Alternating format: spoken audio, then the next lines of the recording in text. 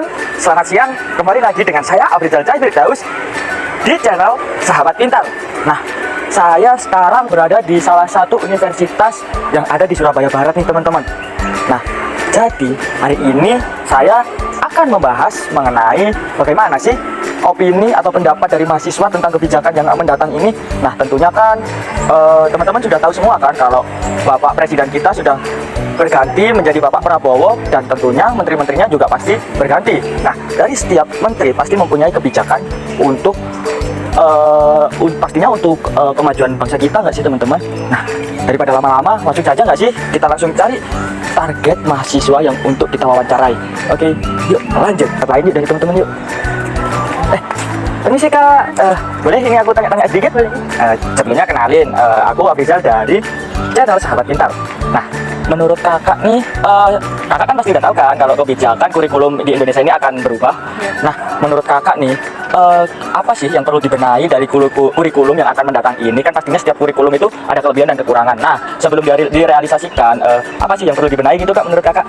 Baik, menurut pandangan saya, kurikulum yang akan datang itu sebaiknya mengintegrasikan unsur pembelajaran mindful, pembelajaran bermakna, pembelajaran menyenangkan, dan pembelajaran yang komprehensif, relevan, dan menyenangkan bagi siswa. Selain membantu siswa memahami konsep-konsep secara dalam, pengembangan keterampilan kemampuan itu bisa menciptakan sosial emosional, kemudian berpikir kritis yang esensial di era modern. Wah, kakaknya pasti kakak udah baca-baca kan tentang kebijakan, sehingga kakak ini udah paham banget tentang kurikulum yang akan mendatang. Nah, kalau dari kakak sendiri nih, kakak setuju nggak tentang kurikulum yang baru ini? Kalau dari kesimpulan saya sangat setuju. Kakak ini sangat setuju nih teman-teman. Makasih ya Kak atas pendapatnya. Ya, makasih Kak, semangat belajar. Yuk, kita cari pendapat dari teman-teman mahasiswa yang ada di sini. Nah, yang lain yuk teman-teman.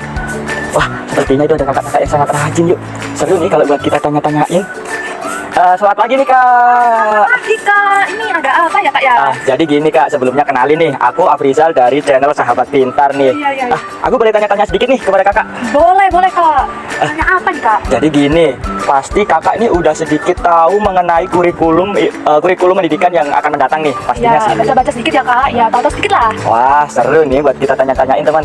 Jadi aku punya satu pertanyaan nih buat kakak.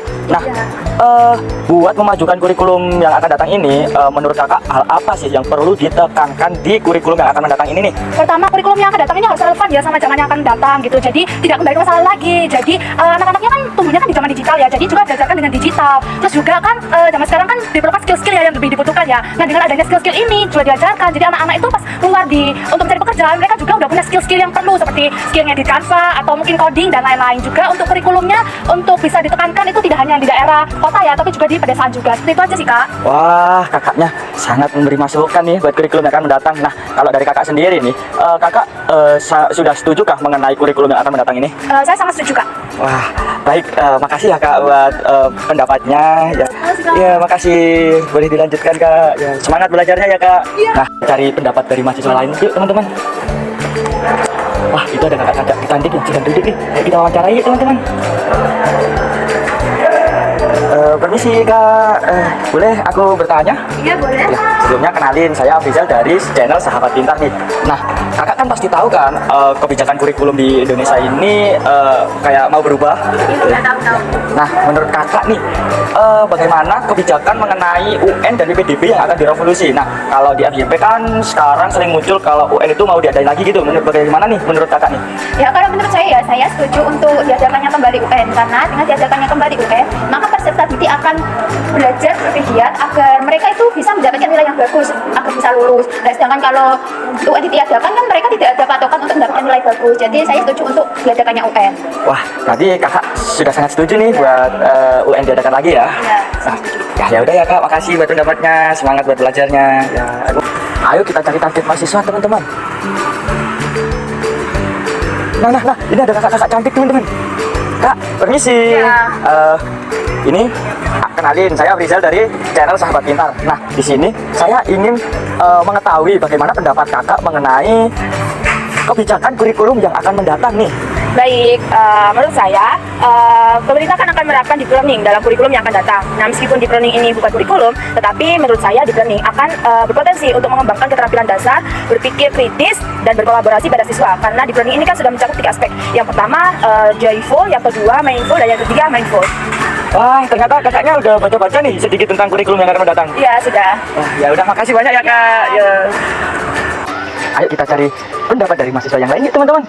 Wah, itu teman-teman, itu ada kakak-kakak yang baru turun dari motornya. Yuk kita samperin buat tanya-tanya tentang pendapatnya yuk. Permisi kak, boleh aku tanya-tanya sedikit nih? Boleh. Nah, sebelumnya kenalin, saya Afrizal dari channel Sahabat Pintar. Nah, dari kakak kan sudah tahu pastinya kalau kebijakan kurikulum ini mau berubah. Nah, di kebijakan yang baru ini ada pengertian soal deep learning nih. Nah, kakak sudah tahu nih tentang deep learning? Sudah. Apa itu kak, deep learning itu? Jadi saya pernah baca itu di laman website kompas.com. Deep learning itu artinya pendekatan belajar dengan cara berpikir kritis, interaksi aktif, dan implementasi nyata sehingga peserta didik bisa mengingat materi dengan lebih mendalam. Jadi gak gampang lupa gitu kak. Wah, kakaknya udah siap banget ini untuk menghadapi kurikulum yang baru ya. Nah, pasti di deep learning ini ada elemen-elemen pendukungnya nih. Nah, kakak sudah tahu juga mengenai elemen-elemen pendukung dari deep learning ini? Wah, boleh dijelasin dikit nih kak buat teman-teman Sahabat Pintar? Jadi setahu saya di deep learning itu ada 3 elemen. Yang pertama ada mindful learning, yaitu peserta didik dilihat dari potensi dan juga keunikannya. Jadi pendidik bisa mengetahui bagaimana cara belajar yang baik untuk peserta didiknya. Terus yang kedua ada mindful learning, yaitu peserta didik diajak untuk mempelajari latar belakang dan konsep dasar pembelajaran dan juga diberitahu bagaimana peranan materi tersebut dalam kehidupan sehari-hari. Yang ketiga itu ada joyful learning kalau nggak salah, itu pembelajaran yang bersifat aktif tetapi tetap membawa kenyamanan bagi peserta didik. Jadi peserta didik gak gampang bosan, gak pusing juga mikirin materi yang berat-berat gitu kak setahu saya. Wah, kakaknya hebat banget. Jawaban dari kakaknya ini benar semua loh teman-teman. Jadi kakaknya ini sudah sangat siap untuk menghadapi kurikulum baru yang mau datang ini nih ya. Ya udah ya kak, makasih buat jawabannya ya. Ya, yuk semangat belajarnya yuk kak. Nah, ayo kita cari mahasiswa lagi teman-teman. Oh, ini ada kakak cantik lagi nih teman-teman. Nah, halo kak, permisi. Nah, jadi kenalin, saya Afrizal dari channel Sahabat Pintar nih. Nih, aku pengen tahu nih pendapat dari kakak sendiri. Nah, kan kebijakan kurikulum di Indonesia ini kemungkinan akan berubah nih. Nah, menurut kakak, apakah mungkin nih kurikulum yang akan datang ini memberikan solusi dari permasalahan yang ada di kurikulum Merdeka? Oh ya, menurut saya sih kurikulum ini kan katanya itu menggunakan teori deep learning ya. Nah ini menurut saya itu bisa meningkatkan kualitas remaja yang akan mendatang karena ini merupakan salah satu implementasi yang sangat efektif menurut saya. Apalagi di jenjang TK ini harus diterapkan mata pelajaran matematika ya. Tetapi itu kembali lagi pada jenjangnya. Matematikanya seperti apa? Kalau TK biasanya kan bermain, jadi itu matematikanya itu harus kayak ada permainan gitu, tidak menggunakan rumus seperti itu. Menurut saya ini merupakan salah satu solusi yang efektif untuk meningkatkan generasi kita. Wah, kakaknya udah tahu banget nih mengenai kurikulum yang akan datang. Ya nih, soalnya kan FYP kan ya di TikTok itu. Oh iya. Ya udah kak, makasih ya. Udah nyaman. Ayo kita cari mahasiswa lagi teman-teman. Wah, sepertinya ada kakak cantik mau keluar dari kelasnya nih teman-teman. Permisi kak, boleh aku bertanya nih? Nah, sebelumnya kenalin, saya Afrizal dari channel Sahabat Pintar. Nah, dari kakak sendiri nih pasti sudah baca kan mengenai kurikulum yang akan mendatang ini. Nah, menurut kakak nih, bagaimana itu kebijakan Menteri Pendidikan Dasar Menengah kan mau menjadikan AI dan coding itu jadi mata pelajaran di SD atau SMP nih. Nah, kakak udah tahu kan pastinya tentang hal itu. Nah, bagaimana nih menurut kakak? Baik, menurut saya hal tersebut sih cukup tepat ya, karena melihat hal ini tuh semakin berkembangnya era digital yang semakin maju untuk kedepannya. Namun hal tersebut memiliki banyak tantangan dan juga hambatan. Salah satunya yaitu bagi daerah atau wilayah yang masih minim dengan mengakses internet, sehingga bagi siswa atau siswi membuat mereka kesulitan untuk mengakses internet. Jadi akan ketertinggalan dengan wilayah-wilayah yang lebih memadai dengan akses internet yang lebih memuaskan. Jadi menurut saya untuk adanya AI atau coding sebagai mata pelajaran pilihan itu sudah cukup tepat untuk dilaksanakan. Oh jadi kakak setuju ya untuk Menteri Pendidikan ini menjadikan mata pelajaran AI atau coding di pelajaran SD atau SMP? Ya, saya setuju. Baik kak, makasih atas pendapatnya ya. Ya semangat untuk kuliahnya. Nah, ayo kita cari pendapat dari mahasiswa lain yuk teman-teman. Wah, sepertinya ada kakak-kakak yang lagi cuci tangan nih. Seru kalau kita tanyain yuk. Selamat pagi Kak. Selamat pagi. Aku boleh tanya-tanya dikit nih. Boleh, silakan. Kenalin nih, aku Afrizal dari channel Sahabat Pintar. Nah, kakak pasti udah tahu kan kalau kebijakan kurikulum di Indonesia ini akan berubah.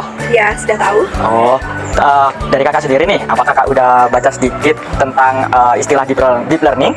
Baik, saya sudah sering mendengarkan istilah mengenai deep learning. Wah, kakaknya ini udah siap kita tanya ini teman-teman.